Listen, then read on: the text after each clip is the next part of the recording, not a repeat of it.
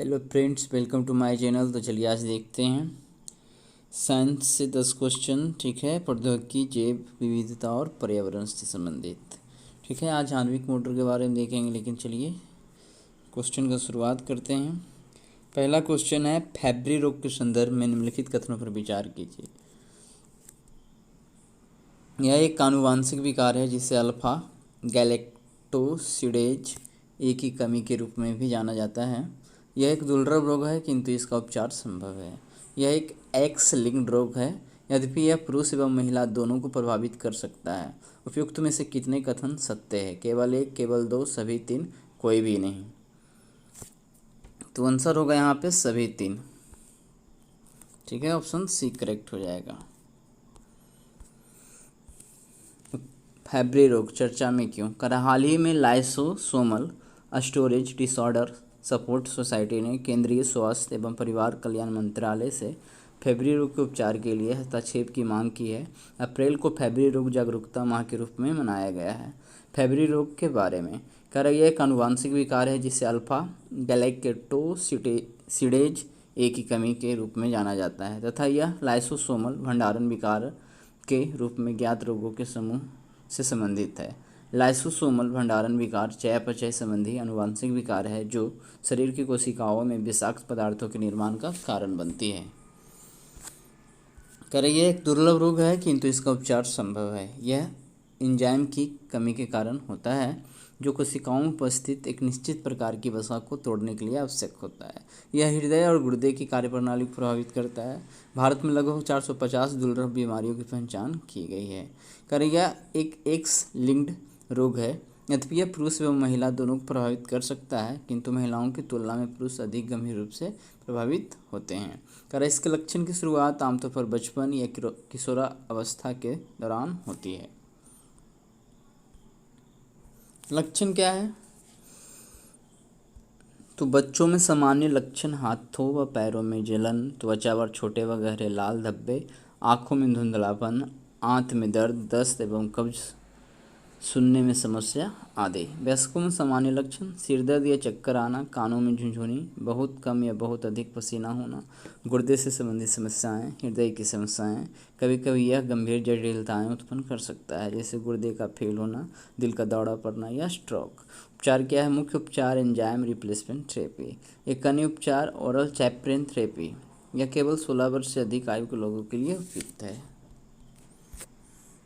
दूसरा है फेनिलैसेटोनाइट्राइल के संदर्भ में निम्नलिखित कथनों पर विचार कीजिए। टिड्डियाँ फेनिलैसेटोनाइट्राइल नामक एक दुर्गंधयुक्त रसायन का उत्पादन करती है। यह एक स्वजाति भक्षीरोधी फेरोमोन है। फेनिलैसेटोनाइट्राइल के प्रभाव से टिड्डी नियंत्रण की नई संभावनाएं खुल सकती है, क्योंकि स्वजाति भक्षण का टिड्डियों के झुंड पर अत्यधिक प्रभाव पड़ता है। उपयुक्त कथनों में कौन सा सही है? केवल एक, केवल दो, केवल एक और दो, न तो एक और न ही दो। तो यहाँ पे आंसर हो जाएगा दोनों कथन सही है। ऑप्शन सी करेक्ट हो जाएगा।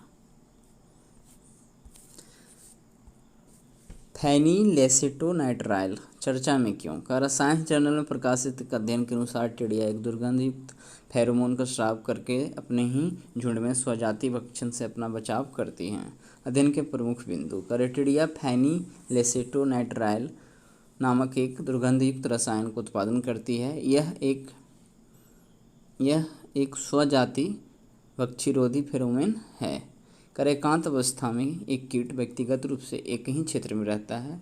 सामूहिक अवस्था में ये झुंड क्या है? वाले व्यवहार का प्रदर्शन करते हैं, जो इनके प्रवासन का संकेत है। टिड्डियों का प्रवास विभिन्न चरणों में होता है। अधिकांशतः टिड्डियाँ एकांत अवस्था में रहती है और तुलनात्मक रूप से कम खाती है, किंतु वर्षा एवं पर्याप्त भोजन मिलने से इनका जनसंख्या घनत्व बढ़ जाता है। ये कीट कुछ ही घंटों में अपना व्यवहार बदल सकती हैं। एक दूसरे को सूंघ सकने, देख सकने और छू सकने की उत्तेजनाएं टिड्डियों के मस्तिष्क में सेरोटोनिन व डोपामाइन के स्तर को बढ़ाती है। इससे आक्रामक टिड्डी दल समूह का निर्माण होता है, जो अत्यधिक सक्रिय और भूखी होती हैं। ये कीट फेरोमोन स्रावित करते हैं जो अंततः झुंड निर्माण में मदद करते हैं और कृषि फसलों के लिए खतरा बन जाते हैं, क्योंकि स्वजातीय भक्षण केवल सामूहिक चरण में होता है। कर वैज्ञानिक द्वारा प्रवासी टिड्डे के साथ किए गए प्रयोगों से पता चला है कि एक साथ रखे गए सामूहिक कीटों की संख्या से स्वजातीय भक्षण दर में वृद्धि हुई है। जब वैज्ञानिकों ने फेनिलेसेटोनाइट्राइल फेरोमोन का उत्पादन न कर सकने वाले आनुवांशिक रूप से संशोधित टिड्डियों का उपयोग किया तो इनमें अत्यधिक स्वजातीय भक्षी प्रभाव देखा गया। महत्व क्या है? इस हार्मोन के प्रभाव की खोज टिड्डी प्रबंधन रणनीतियों के लिए एक लक्ष्य प्रदान कर सकती है, क्योंकि टिड्डी दल के निर्माण के पीछे स्वजातीय भक्षी फेरोमोन है। कड़ाई से नुकसानदायक कीटों से निपटने के लिए कीटनाशकों का विकास हो सकता है। फेनिलेसेटोनाइट्राइल के प्रभाव से टिड्डी नियंत्रण की नई संभावनाएं खुल सकती है, क्योंकि स्वजातीय भक्षण का टिड्डियों के झुंड पर अत्यधिक प्रभाव पड़ता है। फेनिलेसेटोनाइट्राइल के उत्पादन या रिसेप्टर के कार्य को रोककर टिड्डियों को अधिक स्वजातीय भक्षी रूप से व्यवहार करने और संभावित रूप से समय को नियंत्रित करने के लिए तैयार किया जा सकता है। आणविक मोटर के संदर्भ में निम्नलिखित कथनों पर विचार कीजिए। तो यहाँ पे देख सकते हैं कि आणविक मोटर को मोटर प्रोटीन भी कहते हैं। यांत्रिक कार्यों के निष्पादन के लिए उन मोटरों द्वारा जैव रासायनिक ऊर्जा का उपयोग किया जाता है। अधिकांश आणविक मोटर प्रोटीन एटीपी हाइड्रोलाइसिस नामक एक रासायनिक अभिक्रिया से उत्पन्न ऊर्जा का उपयोग यांत्रिक कार्य करने के लिए करती है। तो यहाँ पे दोनों कथन जो है ना सही, तीन कथन है ना, तो तीनों कथन यहाँ पे सही है, तो ऑप्शन सी यहाँ पे करेक्ट होगा। ठीक है। आणविक मोटर चर्चा में क्यों? बेंगलुरु स्थित राष्ट्रीय जैविक विज्ञान केंद्र के शोधकर्ताओं ने महत्वपूर्ण कोशिकीय प्रक्रियाओं में शामिल एक नए प्रकार की आणविक मोटर की खोज की है। जीव विज्ञान एवं चिकित्सा विज्ञान में इसके विभिन्न संभावित अनुप्रयोग हैं। क्या है आणविक मोटर? आणविक मोटर को मोटर प्रोटीन भी कहते हैं। आणविक मोटर एक प्रकार की प्राकृतिक आणविक मशीन है जो विभिन्न प्रकार के यांत्रिक कार्य करती है। वस्तुतः कोशिकाएं अंगों और अणुओं को स्थानांतरित करने के लिए आणविक मोटर्स का उपयोग करती है। इन यांत्रिक कार्यों में व्यवधान या नियंत्रण से मनुष्यों में विभिन्न रोग हो सकते हैं। यांत्रिक कार्यों के निष्पादन के लिए उन मोटरों द्वारा जैव रासायनिक ऊर्जा का उपयोग किया जाता है। अधिकांश आणविक मोटर प्रोटीन एटीपी हाइड्रोलाइसिस नामक एक रासायनिक अभिक्रिया से उत्पन्न ऊर्जा का उपयोग यांत्रिक कार्य करने के लिए करती है। यह प्रक्रिया एटीपी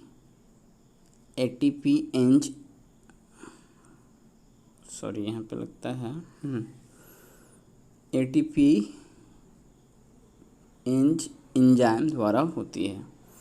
जबकि ईईए मोटर प्रोटीन जीटीपी हाइड्रोलाइसिस नामक एक रासायनिक अभिक्रिया से उत्पन्न ऊर्जा का उपयोग यांत्रिक कार्य करने के लिए करता है। यह प्रक्रिया जीटीपीएच एंजाइम द्वारा होती है। RAB5 ऐसा ही एक जीटीपीएच एंजाइम है। अब 34वां नंबर देखेंगे। एंडोसल्फान के संदर्भ में निम्नलिखित कथनों पर विचार कीजिए। कर्नाटक के कासरगोड जिले में काजू की फसल में एंडोसल्फान के व्यापक उपयोग के कारण मानव स्वास्थ्य पर गंभीर प्रभाव पड़ रहा है। इससे पूर्व सूचित सहमति पर रोटरडम अभिसमय 1998 एवं अस्थायी कार्बनिक प्रदूषकों पर स्टॉकहोम अभिसमय 2001 के तहत सूचीबद्ध किया गया है।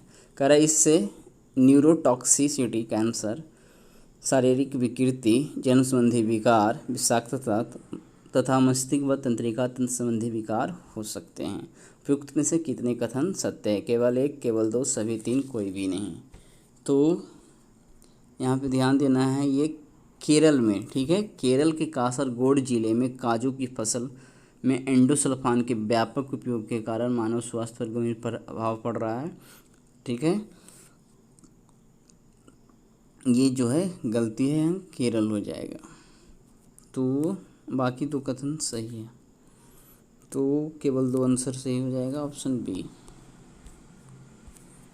एंडोसल्फान चर्चा में क्यों? केरल के कासरगोड जिले में काजू की फसल में एंडोसल्फान के व्यापक उपयोग के कारण मानव स्वास्थ्य पर गंभीर प्रभाव पड़ रहा है। एंडोसल्फान के बारे में। एंडोसल्फान एक कीटनाशक है जो भूरे रंग के ठोस क्रिस्टलीय रूप में दिखाई देता है। इसमें तारपीन जैसी गंध होती है किंतु यह जलता नहीं है। इस ऑर्गेनिक क्लोरीन कीटनाशक को वाणिज्यिक रूप में थियोडीन भी कहते हैं। इससे न्यूरोटॉक्सिटी, कैंसर, शारीरिक विकृति, जन्म संबंधी विकार, विषाक्तता तथा मस्तिष्क व तंत्रिका तंत्र संबंधी विकार हो सकते हैं। इससे पूर्व सूचित सहमति पर रॉटरडम अभिसमय 1998 एवं अस्थायी कार्बनिक प्रदूषकों पर स्टॉकहोम अभिसमय 2001 के तहत सूचीबद्ध किया गया है। कृत्रिम रूप से निर्मित इस कीटनाशक पर स्टॉकहोम अभिसमय के तहत प्रतिबंध लगाया गया है। हालांकि भारत में कुछ प्रतिबंधों के तहत विशेष फसलों के लिए इसके उपयोग की अनुमति है। एंडोसल्फान का उपयोग खाद्य एवं गैर खाद्य फसलों में कीट नियंत्रक और लकड़ी के परिरक्षक के रूप में भी किया जाता है। चलिए अगला देखते हैं। Exobiology extent life surveyor robot के संदर्भ में निम्नलिखित कथनों पर विचार कीजिए। पृथ्वी के बाहर जीवन की संभावनाओं की खोज करने के लिए इसरो ने सांप जैसा एक robot exobiology extent life surveyor विकसित किया है। और अगला है, यह रोबोट बृहस्पति ग्रह के 6वें सबसे बड़े उपग्रह एनसेलेडस की बर्फीली सतह पर जल एवं जीवन के आवश्यक साक्ष्यों का पता लगाएगा। तीसरा, यह रोबोट एक मोबाइल इंस्ट्रूमेंट सिस्टम है जिसे आंतरिक भूभाग संरचनाओं का पता लगाने, आवास की क्षमता का आकलन करने और जीवन के साक्ष्य की खोज करने के लिए बनाया गया है। उपयुक्त में से कितने कथन सत्य है? तो यहाँ ध्यान देना है कि पहला में जो है ये इसरो नहीं किया है, नासा ने किया है, ठीक है। दूसरा है कि ये शनि ग्रह के 6वें सबसे बड़े उपग्रह एनसेलेडस की बर्फीली सतह पर जल जीवन के आवश्यक साक्ष्यों का पता लगाएगा, ठीक है। तो ये दो गलत है, लेकिन ये तीसरा सही है। लेकिन सत्य, उपयुक्त में से कितने कथन सत्य है ये ढूंढना है। तो केवल एक कथन सत्य है, ऑप्शन ए करेक्ट हो जाएगा, ठीक है। Exobiology extent life surveyor robot है, चर्चा में क्यों? पृथ्वी के बाहर जीवन की संभावनाओं की खोज करने के लिए नासा ने सांप एक robot exobiology extent life surveyor विकसित किया है। यह विभिन्न क्षेत्रों में अपनी अनुकूलन क्षमता के माध्यम से अंतरिक्ष अन्वेषण को बढ़ावा दे सकता है। Exobiology extent life surveyor robot के बारे में। यह रोबोट शनि ग्रह के 6वें सबसे बड़े उपग्रह एनसेलेडस की बर्फीली सतह पर जल एवं जीवन के आवश्यक साक्ष्यों का पता लगाएगा। शनि ग्रह के कुल 83 चंद्रमा हैं, यानी कि उपग्रह है। यह रोबोट एक मोबाइल इंस्ट्रूमेंट सिस्टम है जिसे आंतरिक भूभाग संरचनाओं का पता लगाने, आवास की क्षमता का आकलन करने और जीवन के साक्ष्य की खोज करने के लिए बनाया गया है। यह सांप की तरह दिखने वाला एक स्वचालित रोबोट है। इसका वजन लगभग 100 किलोग्राम एवं लंबाई 4 मीटर है। चलिए आगे देखते हैं। नासा का ट्रॉपिक्स मिशन के संदर्भ में निम्नलिखित कथनों पर विचार कीजिए। नासा ने हरिकेन एवं उष्णकटिबंधीय चक्रवातों को बेहतर ढंग से समझने और ट्रैक करने के लिए अमेरिका तट से ट्रॉपिक्स मिशन की शुरुआत की है। दूसरा है, ट्रॉपिक्स मिशन विज्ञान अवलोकन प्लेटफॉर्मों का एक समूह है जो स्थानिक तापमान, वर्षा एवं आर्द्रता को मापेगा। यह मिशन ताप के ऊष्मागतिकी का निरीक्षण करने के लिए उष्णकटिबंधीय क्षेत्रों में तीव्रता से माइक्रोवेव माप प्रदान करेगा। तो ये दोनों कथन तो सही है, बट यहाँ पे देख सकते हैं समताप मंडल में नहीं, क्षोभ मंडल में उष्मागतिकी के निरीक्षण करने के लिए उष्णकटिबंधीय क्षेत्रों में तीव्रता से माइक्रोवेव प्रदान करेगा। तो यहाँ क्षोभ मंडल होगा। तो सत्य कथन यहाँ पे कितना हो जाएगा? केवल 2, ऑप्शन बी करेक्ट हो जाएगा। आगे देखते हैं। नासा का टॉपिक्स, अरे एक और कोई गलत है क्या जो हम देख नहीं पाए यहाँ पे? सॉरी, यहाँ पे न्यूजीलैंड के तट से, ठीक है ना, यहाँ से न्यूजीलैंड के तट से, ये ध्यान नहीं दिए थे, ठीक है। अमेरिका के तट से नहीं, न्यूजीलैंड के तट से। तो यहाँ पे 2 कथन गलत हो गया, इसलिए एक ही कथन सही है, केवल ये आंसर हो जाएगा। नासा का ट्रॉपिक्स मिशन चर्चा में क्यों? नासा ने हरिकेन एवं उष्णकटिबंधीय चक्रवातों को बेहतर ढंग से समझने और ट्रैक करने के लिए न्यूजीलैंड तट से ट्रॉपिक्स मिशन की शुरुआत की है। प्रमुख बिंदु, नासा ने ट्रॉपिक्स मिशन के तहत रॉकेट लैब के साथ पृथ्वी की निचली कक्षा में 2 छोटे उपग्रह लॉन्च किए हैं। ये हरिकेनों व उष्णकटिबंधीय चक्रवातों को ट्रैक करके मौसम की भविष्यवाणी में सुधार करेंगे। रॉकेट लैब द्वारा विकसित इलेक्ट्रॉन ऑर्बिटल लॉन्च व्हीकल का उपयोग करके इन दोनों उपग्रहों को लॉन्च किया गया है। ये उपग्रह तापमान, वर्षा एवं आर्द्रता के बारे में घंटे के आधार पर जानकारी देंगे तथा हरिकेनों व उष्णकटिबंधीय चक्रवातों के वास्तविक समय के आंकड़े प्रदान करेंगे। इससे तटीय क्षेत्रों के लोगों को सही समय पर मौसम के प्रति सचेत किया जा सकता है। ट्रॉपिक्स मिशन के बारे में ट्रॉपिक्स मिशन विज्ञान अवलोकन प्लेटफॉर्मों का एक समूह है जो स्थानिक तापमान, वर्षा एवं आर्द्रता को मापेगा। यह मिशन तूफान की संरचना और इसकी तीव्रता दोनों में तेजी से बदलाव के बारे में बताएगा।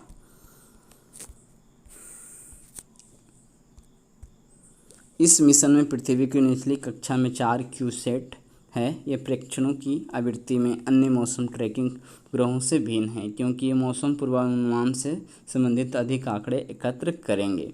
यह मिशन क्षोभमंडल की ऊष्मागतिकी का निरीक्षण करने के लिए उष्णकटिबंधीय क्षेत्रों में तीव्रता से माइक्रोवेव का माप प्रदान करेगा। यह वैश्विक स्तर पर उष्णकटिबंधीय चक्रवातों के लिए पर्यावरण और आंतरिक कोर की स्थिति को मापने के लिए क्षैतिज व अस्थायी समाधान का अभूतपूर्व संयोजन प्रदान करेगा जो भविष्य के अन्य मिशनों के लिए मॉडल के रूप में कार्य करेगा। निम्नलिखित कथनों पर विचार कीजिए। अमेरिका के खाद्य एवं औषधि प्रशासन ने रेस्पिरेटरी सिकिटियल वायरस के लिए RSV टीके को मंजूरी दी है। 60 वर्ष या अधिक आयु के लोगों को इस टीके की एकल खुराक दी जाती है। इस टीके में वायरस के फ्यूजन या F प्रोटीन का उपयोग किया गया है जो मानव कोशिकाओं की सतह पर चिपक जाता है। इस टीके में प्रोटीन के इस शक्तिशाली पूर्व फ्यूजन रूप का उपयोग किया गया है। तो फिर से यहाँ पे देखते हैं कि कथन सत्य ढूंढना है। अमेरिका की खाद्य एवं औषधि प्रशासन ने रेस्पिरेटरी सिकिटियल वायरस के लिए RSV टीकों को मंजूरी दी है। फिर है 60 वर्ष या अधिक आयु के लोगों को इस टीके की एकल खुराक दी जाती है। तीसरा है इस टीके में वायरस के फ्यूजन या F प्रोटीन का उपयोग किया गया है। फिर है जो मानव कोशिकाओं की सतह पर चिपक जाता है। तीसरा इस टीके में प्रोटीन के इस शक्तिशाली पूर्व फ्यूजन ग्रुप का उपयोग किया गया है। तो यहाँ पे चारों कथन जो है ना सही है, तो आंसर हो जाएगा ऑप्शन डी। आगे देखते हैं RSV चर्चा में क्यों। अमेरिका के खाद्य एवं औषधि प्रशासन ने रेस्पिरेटरी सिकिटियल वायरस के लिए RSV टीकों को मंजूरी दी है। यह 60 वर्ष से अधिक आयु के लोगों में निचले श्वसन तंत्र की बीमारी को कम करने में सहायक है। प्रमुख बिंदु विश्व में स्वीकृत होने वाला पहला RSV टीका है। इसका निर्माण ब्रिटिश बहुराष्ट्रीय दवा एवं जैव प्रौद्योगिकी कंपनी GSK ने किया है। 60 वर्ष या अधिक आयु के लोगों को इस टीके की एकल खुराक दी जाती है। इस टीके से वरिष्ठ लोगों में RSV वायरस के कारण होने वाले निचले श्वसन पथ के रोगों के विकास में 82.6% और गंभीर बीमारी के विकास में 94.1% तक की कमी आई है। फ्यूजन प्रोटीन क्या होता है इसके बारे में देखते हैं। वर्ष 2013 में बानी ग्राहम और अन्य वैज्ञानिकों ने मानव कोशिकाओं को संक्रमित करने के लिए जिम्मेदार RSV वायरस के फ्यूजन प्रोटीन या F प्रोटीन की पहचान की थी जो वायरस के खिलाफ कार्य करने वाली मानव एंटीबॉडी को बेअसर कर देती है। चलिए आगे देखते हैं। अगला क्वेश्चन इस टीके में वायरस के फ्यूजन या F प्रोटीन का उपयोग किया गया है जो मानव कोशिकाओं की सतह पर चिपक जाता है। यह प्रोटीन वायरस को शरीर के ऊपरी वायुमार्ग में कोशिकाओं को संक्रमित करने में मदद करता है। शोधकर्ताओं ने कोशिकाओं में फ्यूज होने से पहले ही F प्रोटीन के आकार में बदलाव किया है। इस बदलाव के कारण मानव शरीर इस प्रोटीन के खिलाफ एंटीबॉडी विकसित करेगा। इस टीके में प्रोटीन के इस शक्तिशाली पूर्व फ्यूजन रूप का उपयोग किया गया है। इसमें एडजुवेंट नामक एक घटक का भी प्रयोग किया गया है जो प्रतिरक्षा गतिविधि को बढ़ाता है। नेपियर घास के संदर्भ में निम्नलिखित कथनों पर विचार कीजिए। नेपियर घास तेजी से बढ़ने वाली मानसूनी घास है। अफ्रीका एवं दक्षिणी पूर्व एशिया की स्थानिक प्रजाति है। यह पशुओं के चारे के साथ ही जैव ऊर्जा अनुप्रयोग के लिए महत्वपूर्ण है। इसमें सूखे का सामना करने की क्षमता के साथ ही पाचन योग्य कार्बनिक पदार्थों की मात्रा उच्च होती है। उपयुक्त में से कितने कथन असत्य है?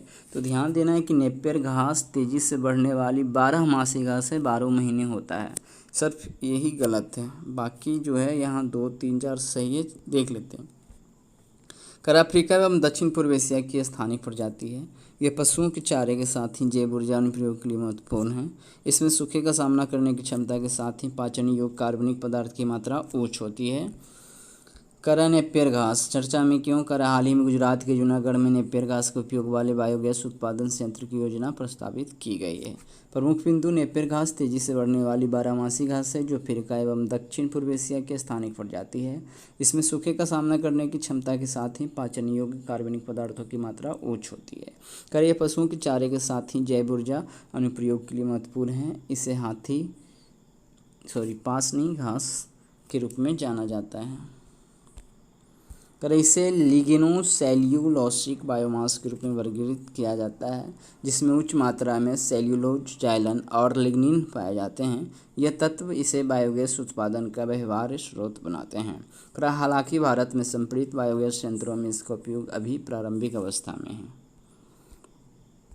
आगे देखते हैं, निम्नलिखित में से कौन सा कृत्रिम मधुरक विश्व स्वास्थ्य संगठन ने वजन कम करने और मधुमेह जैसी जीवन शैली संबंधी बीमारियों को रोकने के लिए उपयोग करने का सुझाव दिया है? क्वेश्चन फिर से ध्यान देना है, यहीं भी मेन लॉजिक है। निम्नलिखित में कौन सा कृत्रिम मधुरक विश्व स्वास्थ्य संगठन ने वजन कम करने और मधुमेह जैसी जीवन शैली संबंधी बीमारियों को रोकने के लिए उपयोग करने का सुझाव दिया है? यहाँ पे 7-8 नाम हैं: स्पार्टम, सुक्रालोज, सैक्रिन, एसिफ्लसाम, जाइलिटोल, एलिटेम, नियोटेम, एडवाटेम। तो यहाँ पे क्या है, केवल 3 सही है, केवल 5 सही है, केवल सभी 8 कोई भी नहीं। तो यहाँ सभी 8 सही, ऑप्शन सी करेक्ट हो जाएगा। कृत्रिम मधुरक चर्चा में क्यों? विश्व स्वास्थ्य संगठन ने वजन कम करने और मधुमेह जैसी जीवन शैली संबंधी बीमारियों को रोकने के लिए कृत्रिम मधुरकों का उपयोग न करने की सिफारिश की है। ठीक है, इसीलिए इनमें से कोई भी कृत्रिम मधुरक का प्रयोग करने का सलाह जो है WHO नहीं देता है। ठीक है, कृत्रिम मधुरक एक प्रकार के रसायन होते हैं जो निम्न कैलोरी के साथ मीठा स्वाद प्रदान करते हैं। इनके सेवन से अल्पावधि में शरीर के वजन में कमी हो सकती है क्योंकि ये कैलोरी खपत को कम करते हैं, किंतु दीर्घकाल में ये वजन में वृद्धि करते हैं। साथ ही दीर्घावधि में ये टाइप 2 मधुमेह, हृदय रोग और मृत्यु दर के जोखिम को भी बढ़ाते हैं। इनके उपयोग से मूत्राशय के कैंसर और गर्भवती महिलाओं द्वारा सेवन करने से समय पूर्व जन्म का भी खतरा रहता है। प्रमुख कृत्रिम मधुरक कौन कौन सा है? तो स्पार्टम, सुक्रालोज, सैक्रिन, एसिलफाम, जाइलिटोल, एलिटेम, नियोटेम, एडवाटेम। ठीक है, अब है अगला क्वेश्चन, निम्नलिखित कथनों पर विचार कीजिए। BVDV विश्व स्तर पर मवेशियों के स्वास्थ्य एवं कल्याण को प्रभावित करने वाले प्रमुख वायरसों में से एक है। इसका संचरण संक्रमित मवेशी के संपर्क में आने से या बछड़े की भ्रूणीय अवस्था में हो सकता है। यह मनुष्यों को प्रभावित भी करता है। तो ध्यान देना है, मनुष्य को प्रभावित नहीं करता है और पहला कथन सही है। तो सही कथन केवल एक हो जाएगा। ठीक है, ऑप्शन ए करेक्ट हो जाएगा। तो आज का हमने 10 क्वेश्चन तो देख लिया।